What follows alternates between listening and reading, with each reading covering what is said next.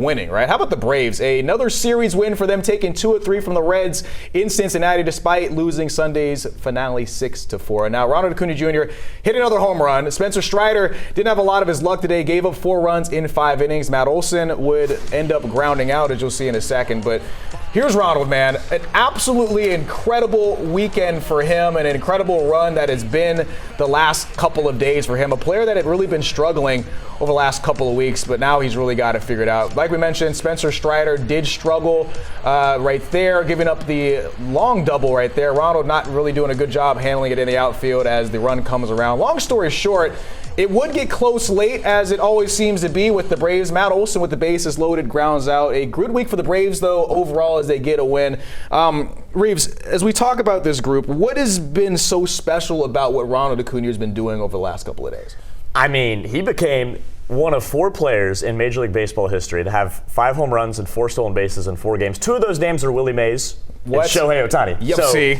That right there and alone in history. I mean, he's finally – remember that stretch he went on, 2018? It seems like he was hitting a leadoff home run every game, and a lot of that came against the Miami Marlins. Now that feels like he did that this series against the Cincinnati Reds. So good to see Ronald get going, and hopefully, as you see his celebrations galore, that this is the week and this is the series that gets him going consistently throughout the rest of the season, because his bat at the top of the lineup when he's doing this, the Braves are already unstoppable on offense right now. Yeah. It just takes him to a whole different level. And the good news is he's not getting tossed out of games for celebrating, right? Or gesturing towards his family. Sudu, how good can this team be if Ronald is really clicking with the rest of this lineup doing what he's doing? It's massive, and everybody's been waiting for Ronald Acuña Jr. to do what he's doing. I actually have a stat on him as well, Reeves. That guy's only MLB player in the modern era to have a 3-game span with 4+ homers, 4+ stolen bases, 4+ walks.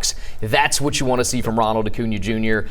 And it's kind of one of my broader points, and we're going to get to it, but it's. I feel like anytime you need a little offense, somebody new steps up, and you're seeing the guy everybody's been going, when's Ronnie going to get it going? You're seeing that, and that's a good sign. This team has been very good. A lot of wins, best record in baseball, most wins in baseball, and there's plenty to be excited about as we head into June 1st. And so I've now given you guys some homework coming into this game, or coming into the show tonight. Your favorite thing, best part of this Braves team so far, and the thing that concerns you the most. Reeves, we'll start with you. The best thing about this Braves team so far has been the biggest concern coming into the season, and that is their starting pitching. Okay. And their pitching staff as a whole. I mean, they have the second best staff ERA in baseball, just a tick over 3, and a lot of that is guys like Bryce Elder. Big Texas. Chris Sale, who is looking like a Cy Young form from 2 years ago. And it's funny because a lot of Braves fans, when those injuries happen, were like, let's panic and let's go out and sign some guys right now, which the Braves did not do that. They relied on their guys. And look at Bryce Elder. I mean, one of the best pitchers in baseball. And I talked about this last week, but his expected stats, he was an all-star 3 years ago, but his expected stats was like his ERA was supposed to be 3 runs higher than he actually was pitching it. Yeah. Right now, it's roughly the same. So, and then you have Robert Suarez. What a signing he's been to anchor the Braves bullpen late in games. Probably an all-star this year, so. Been a really, really incredible time. Sudu, your favorite aspect of this Braves team? As I kind of mentioned earlier, I think it's just somebody new can step up offensively. I know there's been some problems. We complaining about Riley and Kim and some guys not getting enough hits, but I feel like anytime you really are going to need that, especially as we go later into the season, you got a lot of different guys that are going to be able to bust out the bats and get it going. And I think guys like Riley are going to get it going soon. Remember, we were talking about Yaz just a few weeks ago not getting going in that department, and he turned it around. So I really do think that's one of the stronger parts of this team, and it's going to continue to be an asset moving forward this season. I'll go quick with mine. It just feels like I have to give a shout out to this man. Mauricio Dubon has been my favorite player to watch in this Braves team all season long. We talked about him before the beginning of the season, him saying he likes to prove the doubters wrong. He's been doing it all year long, and even with Hassan Kim back in this lineup, he continues to prove why he should be in this lineup wherever it may be out on the field. He's been very important to this Braves team so far this year. All right, now the thing that we're maybe most worried about, and it feels like we're kind of nitpicking now because the team has been incredible. We'll start with this. Sudu, what is your thing that kind of has been freaking you out about this Braves team? Okay, this is very nitpicky, all right? And it kind of goes against what Reeves has already said about this pitching, but I want another ace. I want another solid starter, and this is more so looking into like October, all right? I know there's been some skewball talk. I'm not saying it's going to happen.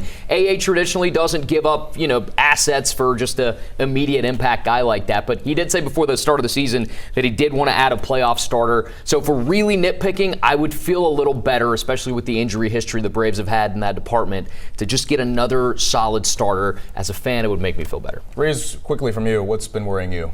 It's the production of the guy that got the biggest contract in Atlanta Braves history, in Austin Riley. I mean, it just does not seem like the past 2 to 3 years he's been what he was when he came up, and that is definitely concerning. And so Walt Weiss has tried some things. He's moved him down in the order. He's given him some days off. We saw that in this series against the Cincinnati Reds. And that's the thing with Riley. He'll have a few games, 2 to 3 games, where he may hit 3-run homer to give the Braves the lead, but then on Wednesday this week, 4 strikeouts. So that's concerning, obviously. And then Ha-Seong Kim, the Braves' $20 million shortstop they signed this offseason. The nice thing, though, about that is Jorge Mateo and Mauricio Dubon have done a nice job filling in for him. Make the stats for both those guys, right? Really quickly, I just want to mention my biggest concern is the catcher depth. Of course, Drake Baldwin out. Sean Murphy, of course, is injured. You got Jonah Heim out of here. And, of course, maybe you might have needed him now. So kind of a tough situation, but it seems like this team is still rolling without them. It'd be good to have them both coming back at some point over the course of this season.